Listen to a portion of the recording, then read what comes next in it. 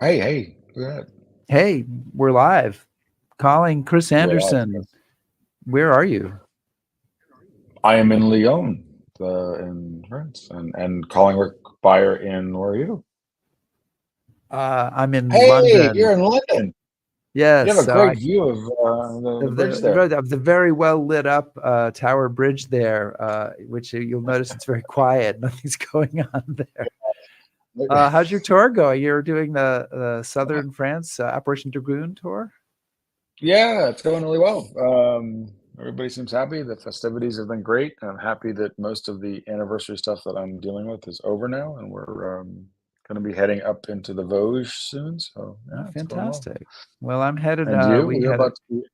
We had our day in London today, and we're off to Bletchley Park tomorrow and RAF Hendon, and then the next day take the ferry and go over to France.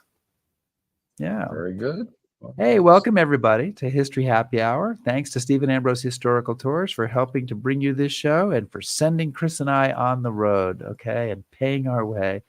Check out their rich offering of military history tours at StephenAmbroseTours.com. Chris, I had somebody on my trip who said to me, "Oh, Rick, you're so different than you are in your show."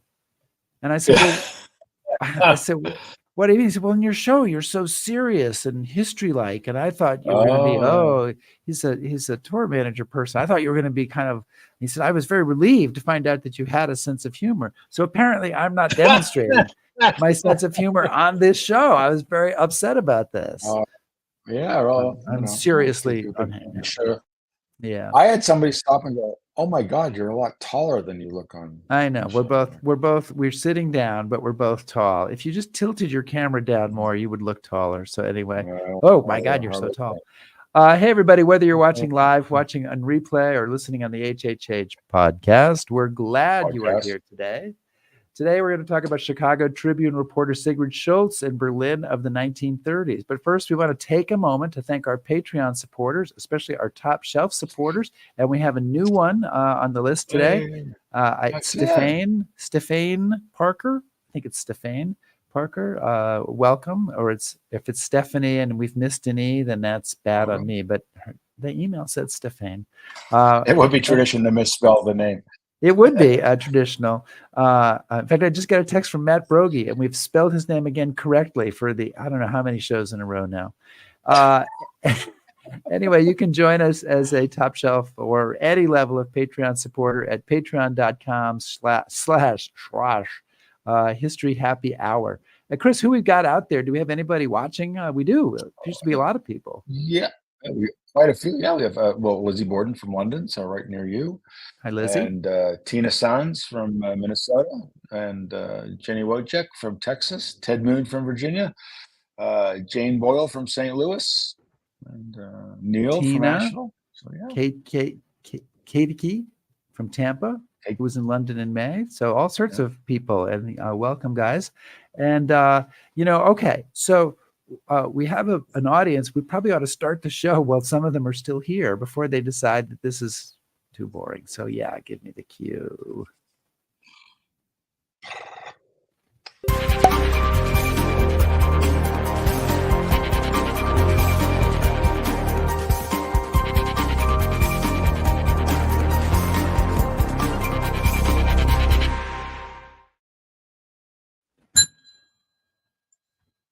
The bar is open. The bar is open. And hey, from 1925 to 1941, January 1941, Sigrid Schultz was the Chicago Tribune's Berlin bureau chief. And she witnessed Hitler's rise to power and was one of the first reporters, male or female, to warn American readers of the dangers of Nazism. She also was a rare American reporter and bureau chief at that time.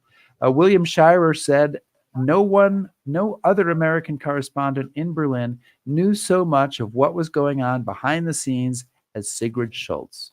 So our guest today to talk about her is Pamela Toler, and she's written a book called The Dragon from Chicago, The Untold Story of an American Reporter in Nazi Germany. And Pamela Toler has a PhD in history from the University of Chicago, of course, so we're going to still representing Chicago here, even though I'm not there. And she's written 10 books of popular history. Pamela, welcome to History Happy Hour. Glad to be here.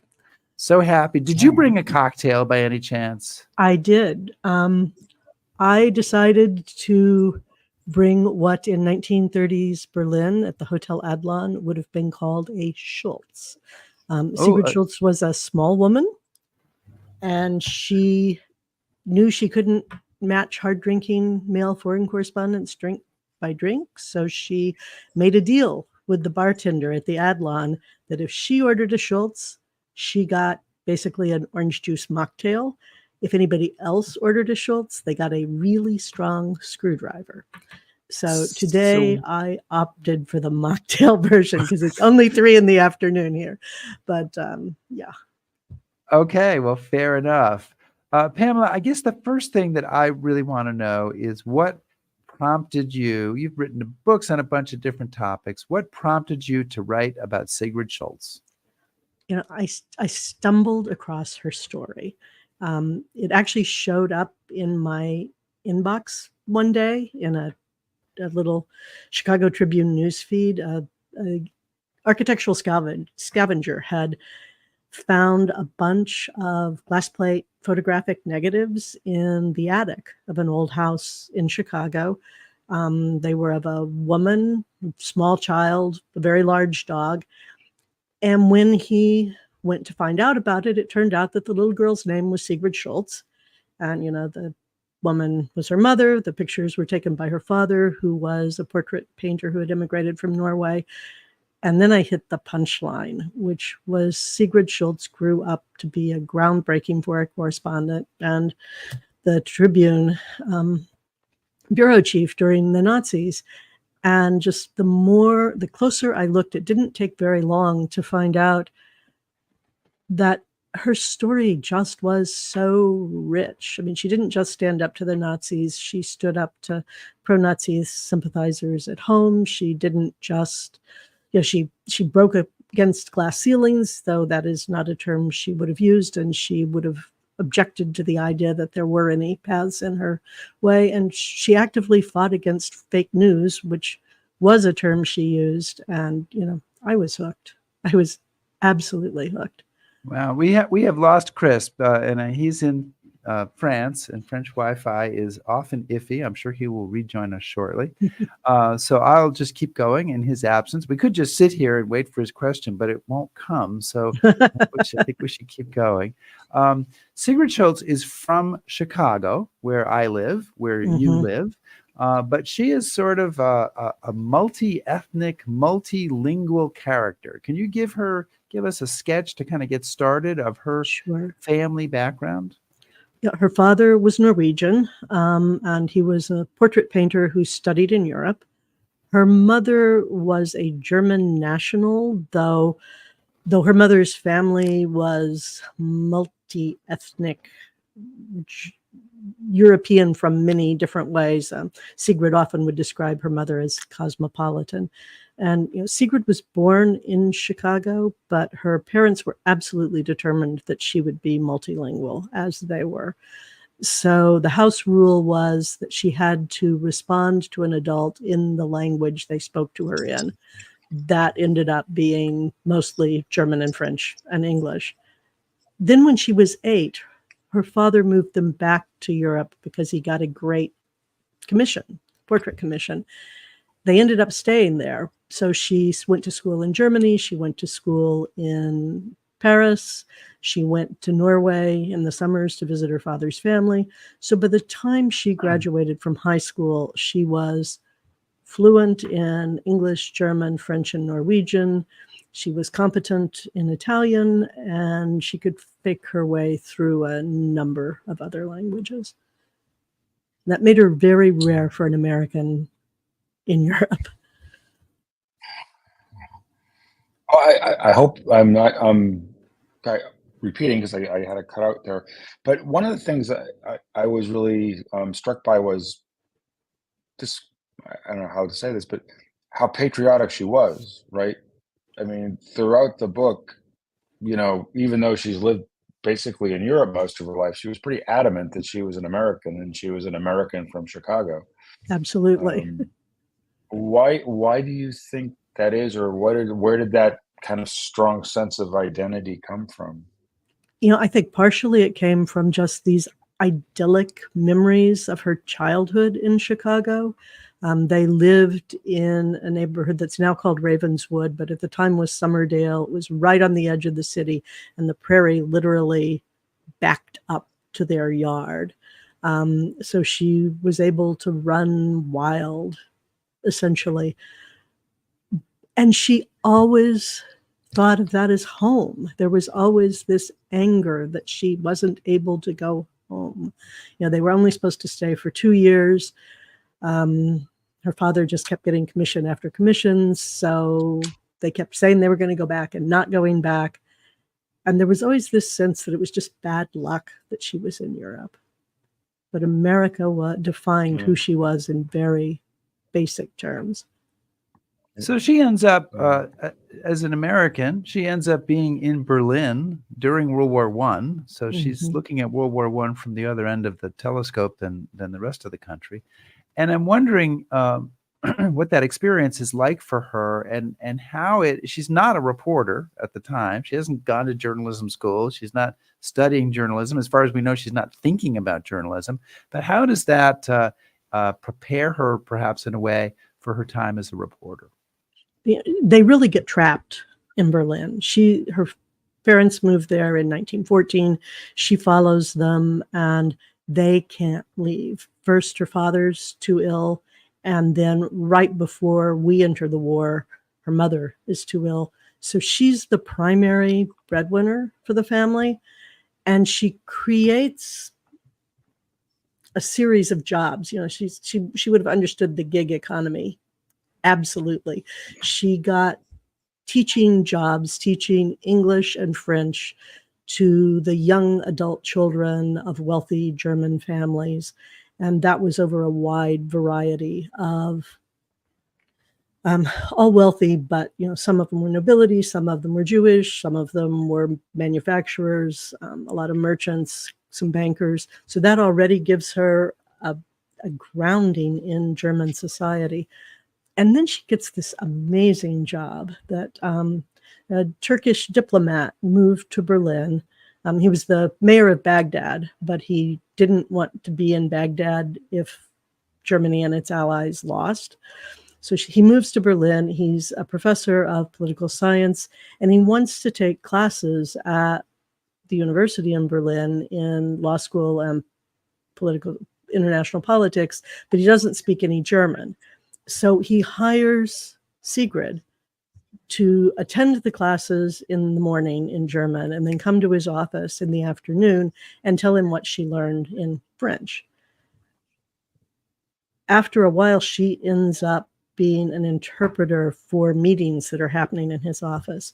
He may have had a little bit of espionage in his portfolio when he comes to Berlin. That's not clear, but he's meeting with Turkish diplomats. He's meeting with Turkish military men. He's meeting with German newspaper men and German businessmen. And again, she ends up interpreting at those meetings and taking notes at those meetings. So once again, she's expanding her base of who she knows in Germany. And she's also getting this informal education in international diplomacy.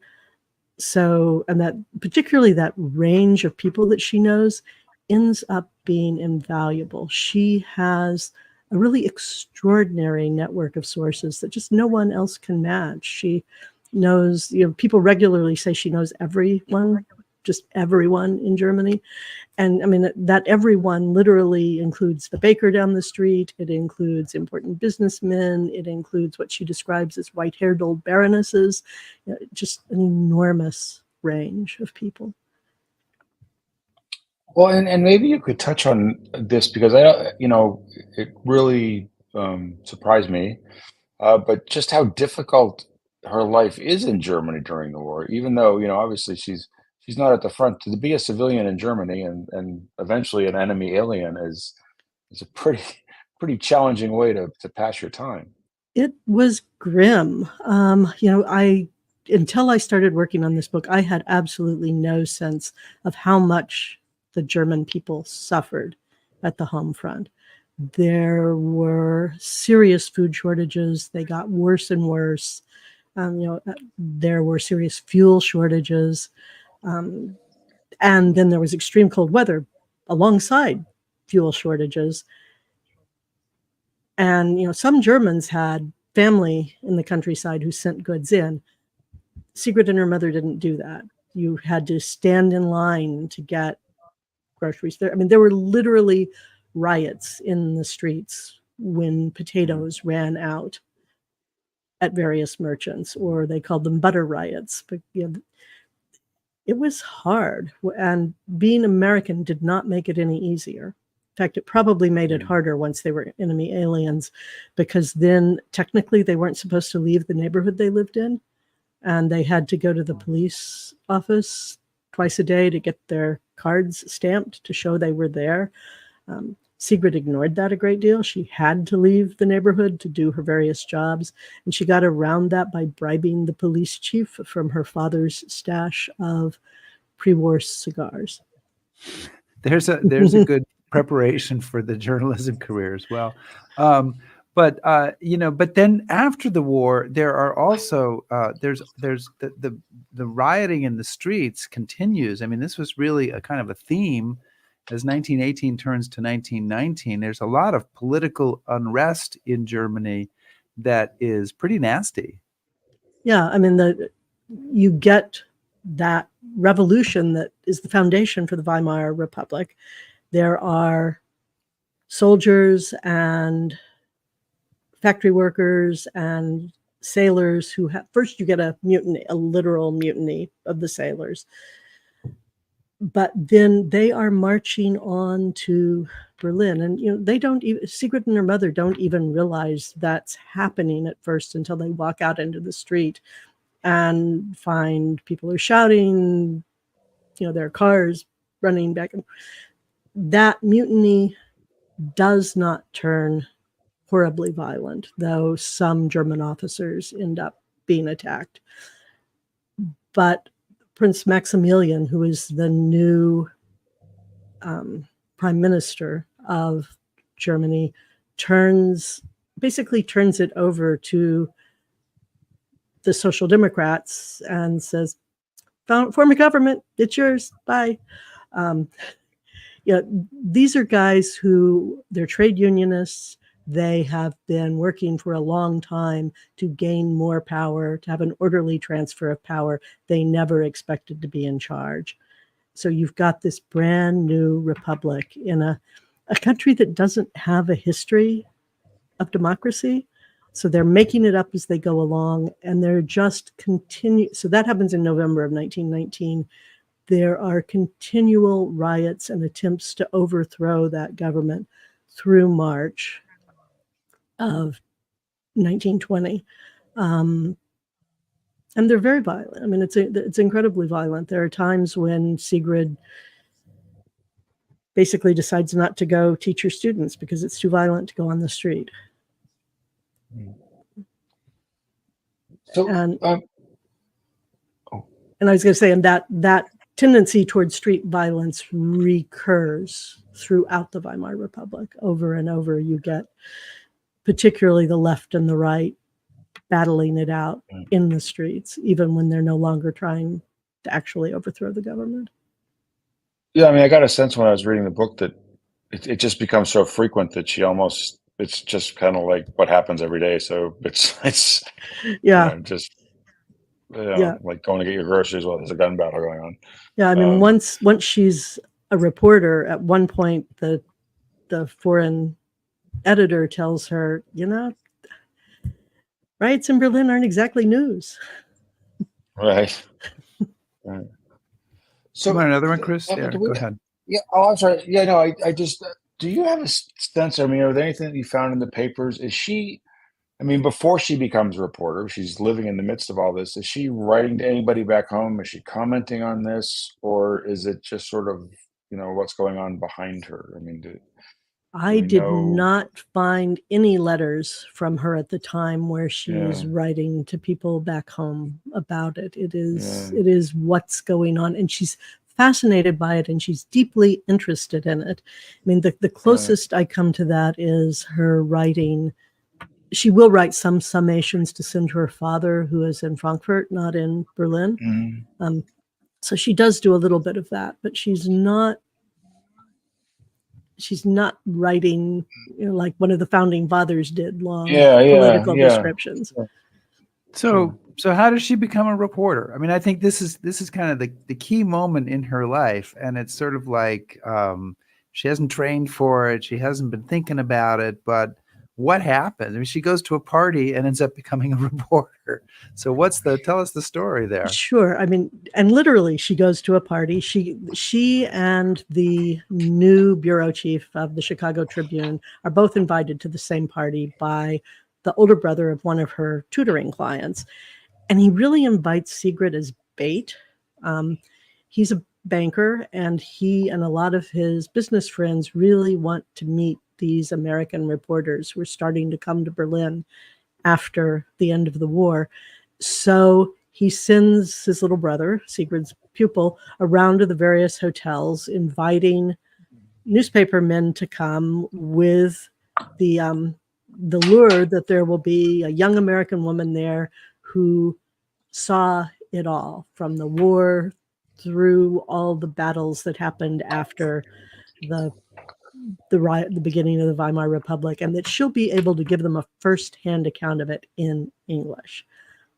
2 reporters take him up on that. One is Dick Little of the Chicago Tribune, and the other is Ben Hecht of the Chicago Daily News. Sigrid goes to the party. It's a costume party. She's got her hair up in sort of a Napoleonic era pompadour, and she's got a beautiful Napoleonic era dress, and she's walking through the streets, and it's cold and it's dark, and the public transportation isn't running, and there are guys with guns coming in and out because there's another set of problems that's getting ready to burst out the next day, and she doesn't care. It's a party. It's the first big party that's been held since the end of the war in Berlin, and there's going to be dancing and there's going to be good food. And she gets there, and within minutes of her meeting Dick Little and Ben Hecht, who she's excited to meet because they're from Chicago, but within minutes of meeting them, they are surrounded by a group of German businessmen who are eager to talk to these 2 reporters. But there's a language problem. The 2 Americans don't speak German. I mean, Dick Little claims that he does have 2 words of German, ein and Bier, but that doesn't get you very far. And the Germans who speak English don't speak it well enough for the Americans to understand them. And once she realizes what the issue is, she basically says, no problem, I can translate. I mean, after all, she's been doing that for the Turkish diplomat for a good year now.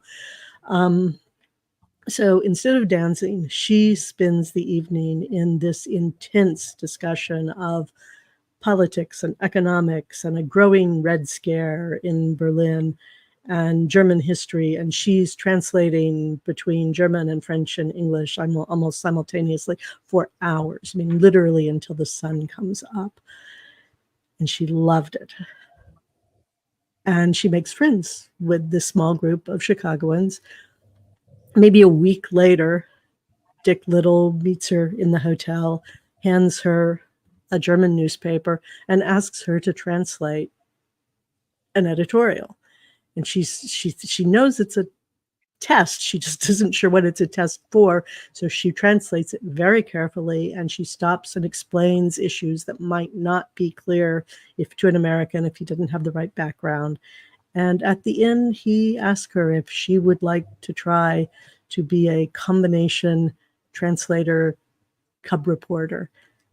And yet she didn't even stop to ask how much it was going to pay. She just said yes. It felt like it was the job she'd wanted to do her whole life. Yeah. So I think it's important, I think, because he's important to her development. Could you tell us a little bit more about Little and how that relationship develops and sort of, Sure, what he does for her? Because I think it's kind of important. it's absolutely critical. I mean, he's a experienced war correspondent. He had reported from the Spanish-American War on, including through the early days of the Great War. He then ended up joining the Red Cross because he was too old to become an American soldier in the Great War. He's one of the first American reporters to end up in Berlin, and he really takes her under his wing. Instead of just using her as a tipster and a translator, he really takes the time to teach her the business. I mean, she travels with him to almost all his interviews because he doesn't speak German, but he also takes the time afterwards to explain why he's done what he's done, why he's asking the questions he's asking.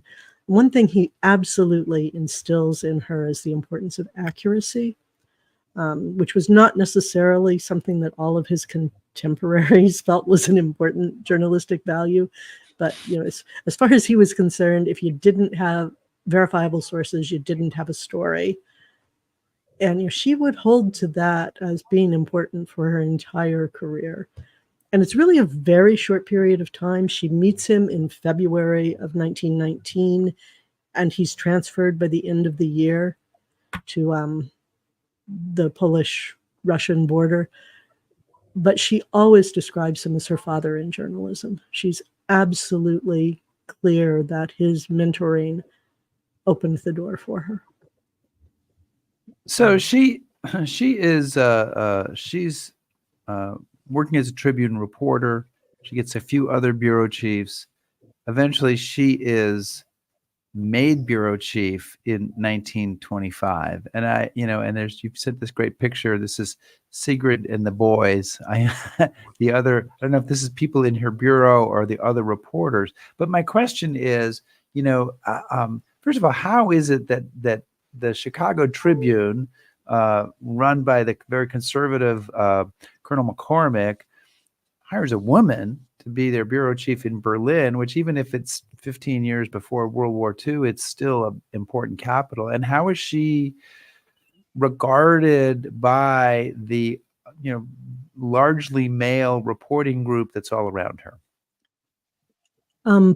First of all, she isn't the only woman that the Tribune ever hires in that period. They hire a number of women in far less important roles, but it is not unknown for McCormick to hire women. But the other thing is, in that period between 1919 and 1925, as other bureau chiefs come in and out, she's taking on a more and more important role. She ends up being one of the solid points in a foreign news service where men are being moved around all the time. And because she is so solid in Berlin, and because she knows so many people, she enables her bureau chiefs to leave the city and go do other reporting while she continues to report from home. So she already has a track record, and she and her male contemporaries will acknowledge that she was effectively bureau chief long before she was officially bureau chief. And at various points, McCormick would say that she was the best man he had in Europe. And she certainly always described herself as a newspaper man, not a newspaper woman. That was really important as far as she was concerned in terms of being taken seriously. As far as how other men felt about it, despite the fact that over and over they said, you've been doing this position for a long time, you know more than anyone else behind the scenes, you're good at this. She did deal constantly with acts of sexism. She certainly dealt with gender discrimination, a lot of microaggression, pinpricks. And, in fact, at the point that she got named to the bureau chief, the man who held the position before her tried desperately to have her be sent to Rome instead of him. And he did it on the grounds that she spoke Italian and he didn't, but also that it would be cheaper to send her because she didn't have a wife and she didn't have children. So of course it would be, it would just be more cost effective, which normally was a song that went right to McCormick's heart. And McCormick said no, because he thought that Rome was where the real story was going to be, and that there was going to be violence in the streets in Rome, and it was safer to leave the woman in Berlin, which cracked me up the first time I read it. Well, given that though, and given what she's experiencing from her colleagues, but she's clearly an effective reporter, and I mean, I think it's safe to say that the Nazis are not known for being very open-minded about women's roles. How was she able to kind of succeed with them? And because you highlight some of these pretty remarkable relationships she has as the Nazis are coming to power. How is she able to manage that? Well, and partially it is because she knows everyone. So she has strong relationships with the German military, and almost by chance, she ends up with a strong relationship with Hermann Goering. After in 1929, when the Nazis end up becoming holding the second largest number of seats in the Reichstag, she decides she needs to get to know them better. So she sends her assistant out to find a high-ranking Nazi who, as she says, whose table manners are good enough that she can invite him to her house. And the Nazi, her assistant, picks up is Hermann Goering. He had flaws, but he had great table manners. But he had great table manners, and he ate like a horse, but he had great table manners. And even after the Nazis are really in power and he's no longer coming to parties at her house, there is still a complicated relationship there where she does get tips from his office, which she clearly has to sift through because he's telling her what he wants her to know, and she's trying to figure out from that what's propaganda and what's real. So part of it is, in fact, she builds these very strong connections. I want to remind everybody that we're chatting here with Pamela Toler, who is the author of the book, The Dragon from Chicago, The Untold Story of an American Reporter in Nazi Germany. We have some questions from the audience, and, I think it's worth checking into this. A lot is happening in Germany when she is the bureau chief. And one of the questions we had was, how long after the war ended, does she see that Germans are starting to blame Jews for their problems, or is that happening before the war ended? Absolutely. It's absolutely happening before. You start getting before World War I. Yeah. Before World War I, there are clear popular books that are out. The word anti-Semitism is actually coined before the war, right before the war. So ordinary Germans are blaming Jews for their problems before World War I, and it simply gets worse as the political problems, as the economic and political problems build after the war. But that base is already there. Do you want to put in another? You want to do Jan's question? Yeah, why don't I do that? Okay, I can. Yep. Yeah, I'm leaving it up to you. So this one just came in. She's a young woman in this very male atmosphere. Are there any romantic relationships? My impression of Berlin prior to World War II is that it's a city which rocks and rolls. It definitely was a city that rocks and rolls, and she had 3 great loves in her life. One was a young Norwegian sailor whose ship was torpedoed during World War I. Then she was involved with another reporter in the years before, right around 1925 when she became bureau chief. He ended up going back to the United States. It was a complicated relationship, and it they lost track of each other for a while. Things fell apart. It looked like they were going to get back together again, and he suddenly died. And then her third great love was a Romanian diplomat who she met in 1936 in Berlin. And he remained her love for the rest of their lives, even though they never saw each other after 1941. He had to go back to Romania. He no longer had visa privileges to stay in Berlin, but they wrote back and forth for the rest of their lives. That said, she does not seem to have taken advantage of the wild atmosphere of Berlin, because the double standard was very, very real. And even though her male colleagues had affairs and were unfaithful to their wives, she was being held to a different standard. So even those relationships that she had, she took great care to keep as quiet as she could. I'm going to continue the questions from the audience because absolutely. They're so much better than any of the ones that I've written. Joanne Peterson asks, did she ever cross paths with journalist Dorothy Thompson, who was expelled from Berlin because of her anti-Nazi reporting? And I would add to that, what did she think of Dorothy Thompson? Because I know she certainly did cross paths with her. She did cross paths. Dorothy Thompson was the bureau chief for the Philadelphia Inquirer, also in 1925.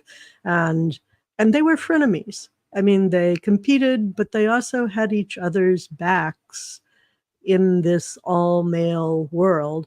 And in fact, Dorothy's difficult personal relationships, I mean, Sigrid and her mother were both there supporting Dorothy at a point where she was going through a divorce and was getting involved with Sinclair Lewis and was putting up with a great deal of grief from the men around them.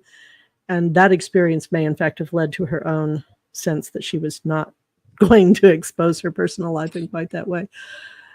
Their relationship became more difficult later. Later in their life, Sigrid, I think, resented some of Dorothy's success, things that mattered desperately to Sigrid because she was in Berlin, and for her entire career mattered less to Dorothy because Berlin was a small part of Dorothy's career, and she became a bigger player on the American stage. And I think that Sigrid did resent some of that. Hey, well, Pamela, like in the who knows who department, then we'll keep this going here because as you were answering that question, we got another one. Did she cross paths with William Shirer? Absolutely. He arrived in Berlin the same day that Dorothy Thompson got kicked out. And he left in, he was a newspaper reporter for a while. He actually worked for the Tribune for a while. He ultimately became a CBS reporter, one of Murrow's boys. He left Berlin in 1940, several months before Sigrid did. But for a brief period there, they were in close contact regularly. In fact, Sigrid ended up being a radio reporter as well as a newspaper reporter, and they would report back. Their reporting schedule would be back to back. So they would take the train to the German broadcasting studios together and come home together, having done those two slots. Well, and Shirer thought pretty highly of her too, didn't he? He did. And she's in fact the one who called to tell him the war had started. Yeah.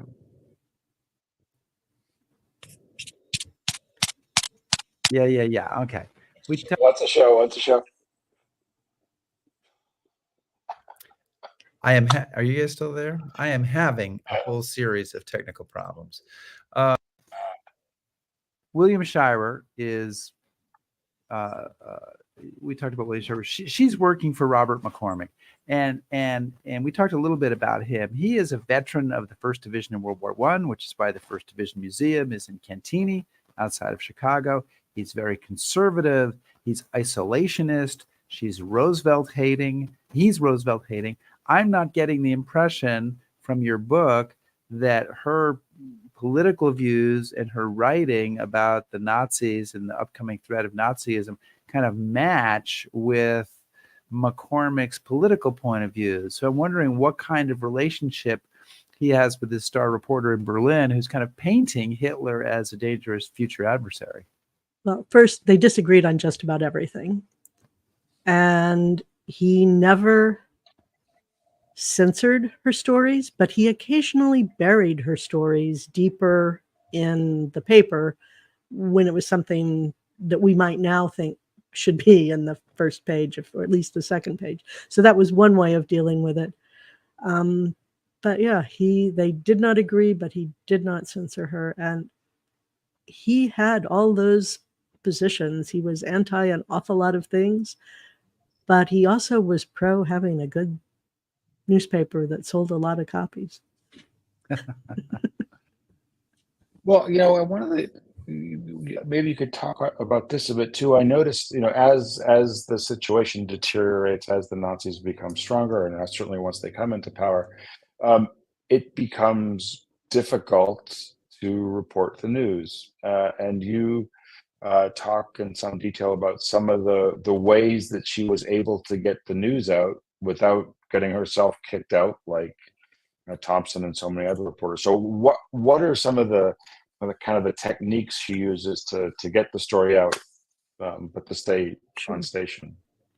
Well, the first is she doesn't make the mistake that Dorothy Thompson made of actively insulting Hitler. She got kicked out because after an interview with Hitler, she basically said, he's the classic little man, he doesn't matter. That was in 1931. And so when she showed up back in Germany, the Nazis basically said, you're really not welcome here. Goodbye. So that's one thing, is she didn't directly insult Hitler as a man, though. But she also sent her stories out at first, when she could get back and forth across the border easily, she would go to Prague, she would go to Amsterdam, and she would send the stories from there. When she could no longer get back and forth so easily, she would send stories out with friends who were leaving the country. That didn't always work, because now and then someone would panic and would destroy the story instead of carrying it with the fear of getting caught with it. Sometimes she would send the story in two pieces, hoping that at least half the story would make it through. And one thing that she did that I thought was fascinating is she created a pseudonym. Oh, John Dixon. Yes. John This Dixon. is one of the most amazing parts of the story. Right. The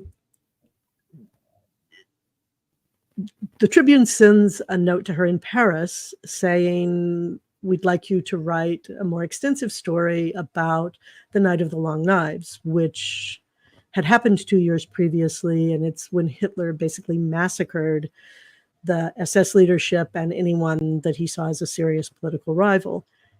And they sent the request to Paris, where, Paris was not yet under Nazi control. They weren't feeling the danger. So a secretary from the Paris office called and said, gee, they want you to write this article. Just totally clueless about the office being tapped. They sent a note to her home about it, totally clueless that the Nazis were checking her mail.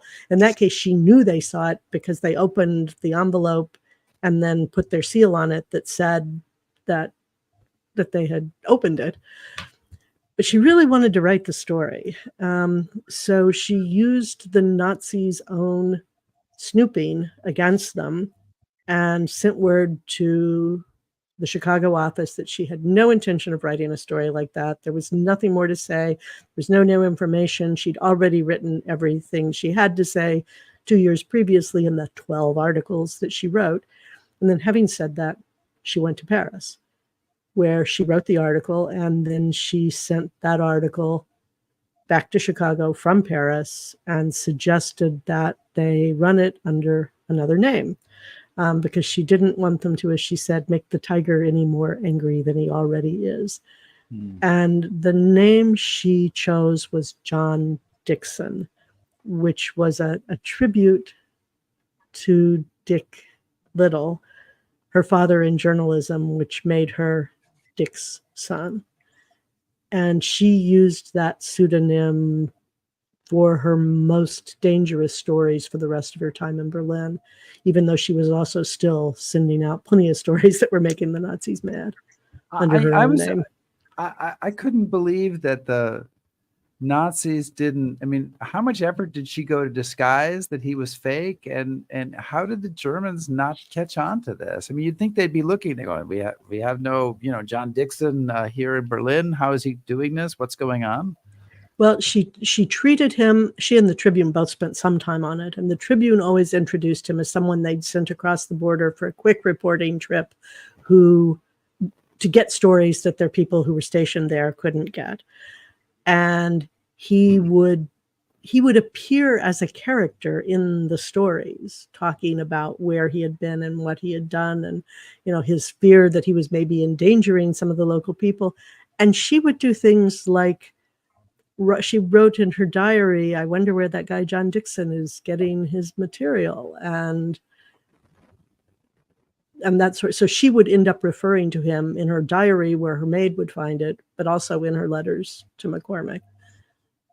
Now, wow. It wouldn't, if they ever saw something that John Dixon signed and looked at it next to Sigrid Schultz's signature, even though the names are different, it's the same signature. I can just imagine that there were German border officials who were desperately going through their border stamps. We don't have a John Dixon who's come in. Check again. We know he's come in from somewheres. Right. That this must have been there must be a whole backstory to that. So that part I don't have. In book 2, given this reporting, and given maybe I know we had a question about when she's gets a sense that the Nazis are going to be coming to power and taking over. What is their reaction to her reporting? I mean, is she does she stand out to them, or? She gets called into the Gestapo 5 months after, for the first time, 5 months after they take power, and gets a slap on the wrist about a minor story and a warning. And she is certainly called in many times. Whether they think she's any more dangerous than anyone else, I don't know for sure. On the other hand, she is finding stuff that no one else is finding, and they see that. I mean, her source, and they certainly, once they're in power, her sources begin to be endangered. So, well, I was going to ask, how does her reporting of the Nazis stand up to other reporting? I mean, William Shirer, very famous. He wrote Berlin Diary. He's written other stuff. He's, I think got walked out of Berlin with a huge reputation. Dorothy Thompson left Berlin early, but had a huge reputation. How does Sigrid Schultz's reporting stand up? Did she recognize that the Nazis were a threat? She recognized they were ahead a threat of the game as early as 1927. How do you rate her reporting? I think she's very solid. Like I said, she's starting to report on them in detail in 1927. She reports extensively on them, talking about their not just that they're running in 1929, but their platform. And I actually did a very close comparison of her reporting with the two papers that McCormick would have considered his competitors, which would be the New York Times and the Chicago Daily News. And I specifically looked at the reporting on that 1929 election, because that's such a turning point. She is saying the election is a battle for the soul of Germany. The Nazis are clearly calling for pogroms against the Jews. They are saying that when they come to power, they will dismantle the Republic. The Berlin bureau chief from the New York Times is worrying that there won't be enough chairs in the Reichstag to hold all the people who are going to be elected.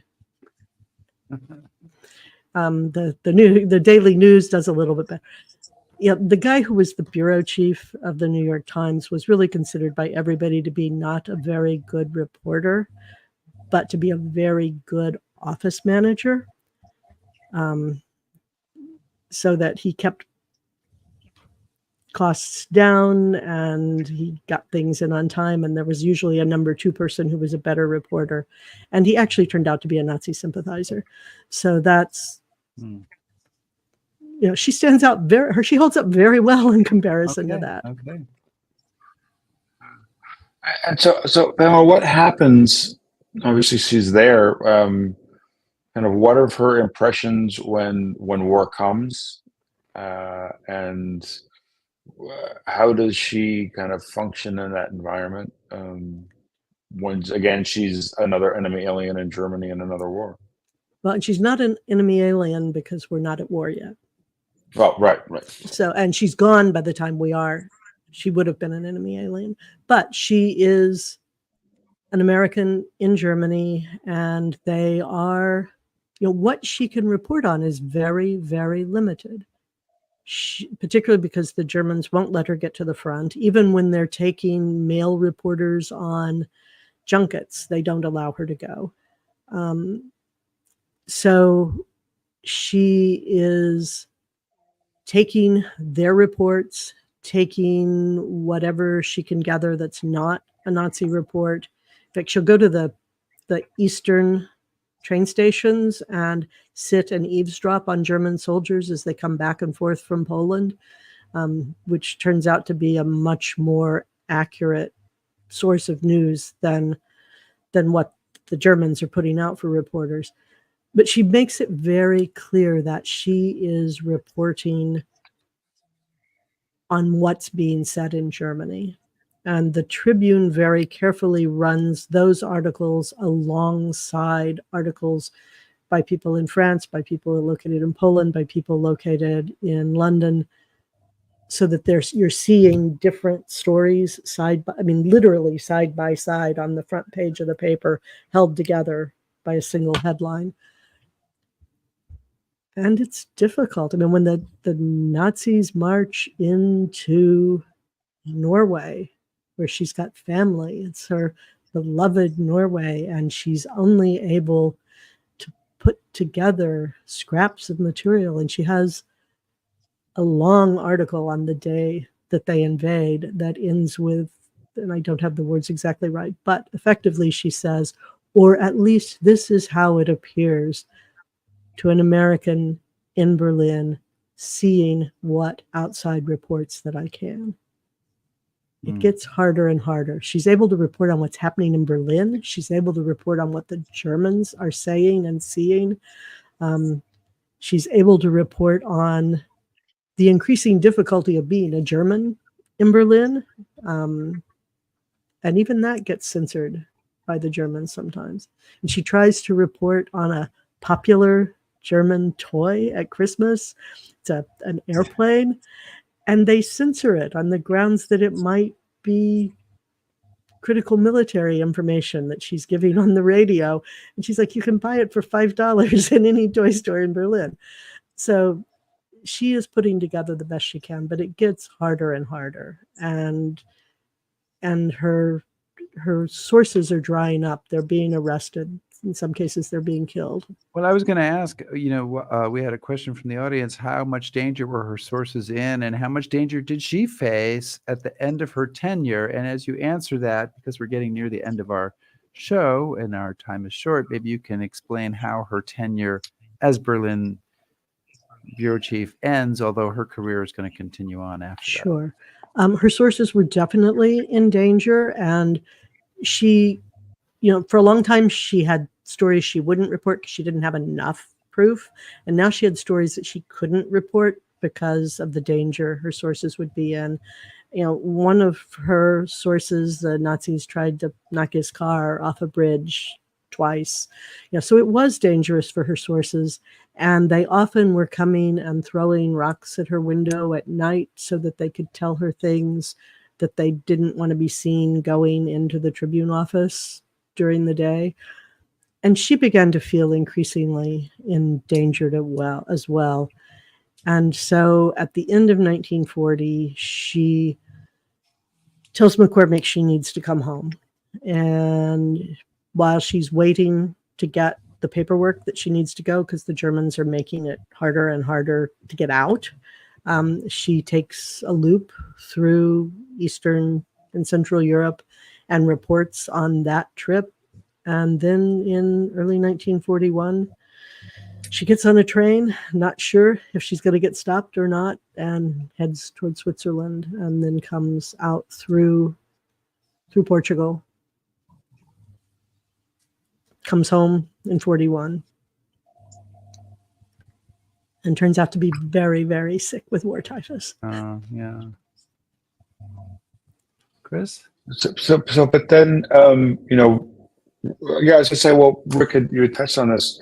I mean, obviously, very briefly, but what is her role during the war, and what sort of directions does her career go in? You would think, given her background, that we would continue to hear more about her. And we don't Well, seem she to. got very ill. So there were several years there where she was simply too ill to go back. By the time she was ready to go back, it wasn't clear at first where they could use her.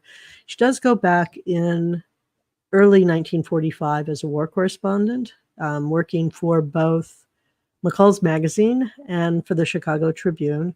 And during that period, they've got her doing stories that really work with her experience of Germany before the war. So she's not reporting on military movement. She's reporting on what's happening in Germany as Americans move into Germany. And she also does just some amazingly powerful reporting on Buchenwald, where she and a small group of journalists arrived there only hours after the camp was liberated. She reports on the war trials at Bergen-Belsen and at Dachau. She doesn't make it to Nuremberg, which I think was a great loss to us all. Well, there's another 20, 30 years in her life, and you deal with that as well. So it's a terrific book. And thank you so much for introducing us to the story. I've definitely read about Sigrid Schultz, but I never had any idea about her background and some of the stuff that she dealt with. So it was really quite fascinating to find out about. And I want to let everybody know that the book is The Dragon from Chicago. And that is a quote from Hermann Goering, right? That is his nickname that he gives to her. Yes. The Dragon from Chicago, The Untold Story of an American Reporter in Nazi Germany. Pamela Toler, thank you so much for joining us today, whatever Thank time you very of day, much. Whatever time part it of is. the world we're in. Yes. Yes. Thank you for having me. Thank you so much. It's been a Thank delight. you. Bye Good now. luck. Good. Bye-bye. Oh, wait. Wow. I just, and I had many more questions. So, okay. Fair enough. Chris, next week. Exactly. Okay. Next week, next Sunday is the 80th anniversary of the liberation of Paris. Yes. And our guest, Patrick Bishop, will be talking about his new book, Paris 1944. And I might add that Pamela's book, also a new book, just about 2 weeks old. But Patrick will be here to talk about, he's been on the show before. He'll be here to talk about the liberation of Paris. I've started that book. It's quite fascinating. And I will be in Paris for that show. You should come to Paris. So what are you going to do to mark the occasion? Well, maybe if I have, depending on where I am, maybe I'll be there. Yeah, I don't know. I'm going to, see what's going on, take my little telephone, broadcast from the Tuileries or something. Yeah, maybe I'll do the show from the Eiffel Tower. No, I'll probably do it from the Edward VII Hotel. But anyway, so that's going to be exciting, and looking forward to that. This was a great show. That's a great show. Come check that out. That's Absolutely. A week from today. And meantime, as we're traveling around here, please subscribe to us on YouTube, follow us on Facebook, shout at us on Twitter, listen to our podcast, back us if you want to, back us on Patreon, and browse historyhappyhour.com, where you can find all of our old shows. Yeah. Excellent. Thanks, everybody. Be safe.